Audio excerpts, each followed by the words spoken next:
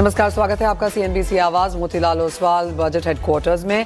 सोने चांदी के प्राइसेस आपकी स्क्रीन पे लेके आएंगे क्योंकि यहाँ पर अच्छी खासी मूवमेंट देखने को मिली है। सोने में हमने बहुत ज्यादा उठापटक बनते हुए देखी।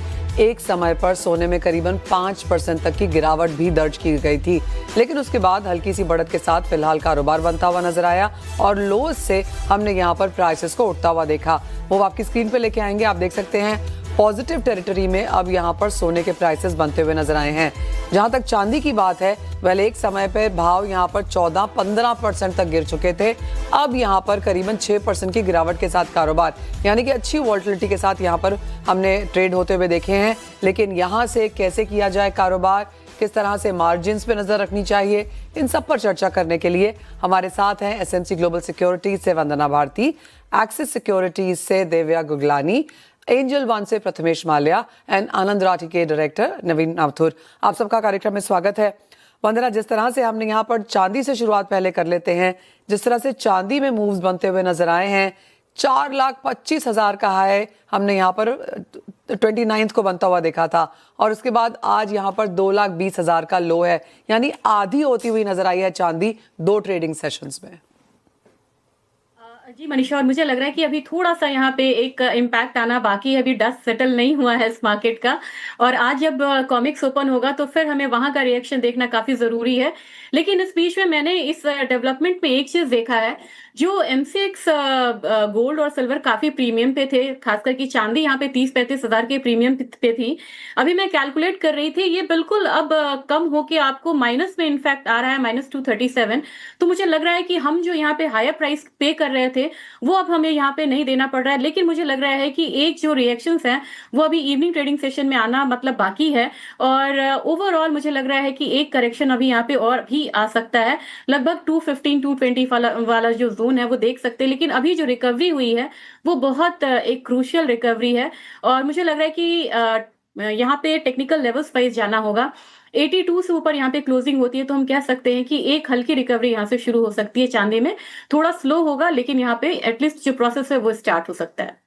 वंदना, क्या राय देंगी आप फ्रेश इन्वेस्टर्स को या फिर जो लोग लॉन्ग करके बैठे थे जिनको निकलने का मौका नहीं मिला?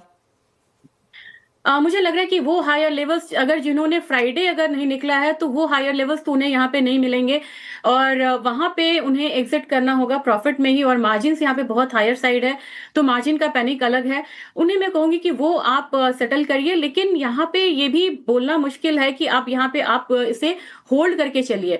कोई भी अगर यहाँ पे आप कॉल ले रहे हैं तो आपको इंट्राडे में सेटल करना चाहिए और मुझे नहीं लग रहा है कि अभी हमें उस पे चलना होगा कि यहाँ पे चांदी है तो बाइंग का है। इंट्राडे यहाँ पे रखना होगा, हो सके तो इसे अवॉइड करिए। अगर आपको करना है तो इंट्राडे ट्रेड करिए और ट्रेंड के साथ चलिए। फिलहाल मुझे लग रहा है कि चांदी में एक रिकवरी है और एक रिकवरी जो है वो बहुत ज्यादा तक नहीं, मुझे लग रहा है कि हो सकता है कि एक बार हम 258 वाला जोन आता हुआ देख सकते हैं।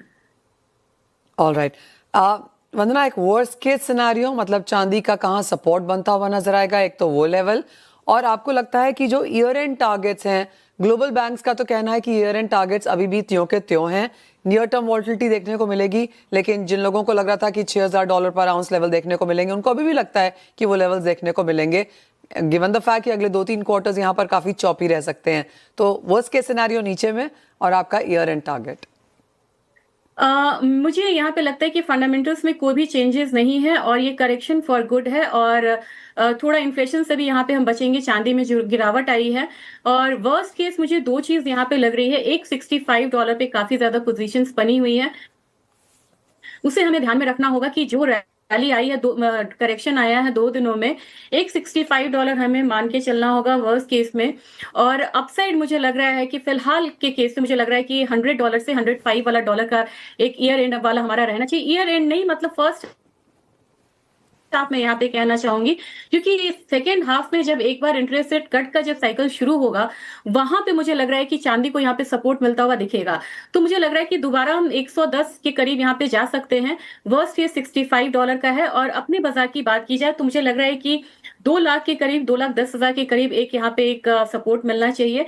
और अपसाइड में अब मुझे लग रहा है कि 3,25,000 तक जा सकते हैं। और फिलहाल के लिए हमें जो इस साल का मतलब हाई लगा है उससे थोड़ा सा रेजिस्टेंस मान के ही चलना होगा कि वो रेजिस्टेंस एक बन चुकी है 2026 के लिए। ऑलराइट, नवीन, आपकी क्या सेंस है, किस तरह से आप इस बाजार को देखेंगे और जिस तरह का कंप्लीट सेल ऑफ? ऑलराइट, तो 115 120 नीचे में और 155 160 ऊपर में खरीदारी। डिप्स पे अभी भी यहाँ पर लगातार बनती है। क्लियरली जो स्पेक्युलेटिव मनी है वंदना, वो यहाँ से निकलती हुई नजर आई है। फंडामेंटल्स में कोई चेंज नहीं है। तो जो ओल्ड बायर्स हैं, जो ओल्ड हैंड्स हैं, जो बिग मनी है, जो मैच्योर मनी है, वो यहाँ पर लगातार रहेगी। मुझे लग रहा है कि मनीषा ये मार्केट रिसेट हो रही है। यहाँ पे एक हम रिसेट बटन दबाते हैं, शायद ये है यहाँ पे बुलियन काउंटर में, और जो यहाँ पे ट्रेडिशनल बायर्स है वो रहेंगे, और ये बड़ी अच्छी अपॉर्चुनिटी मिल रही है।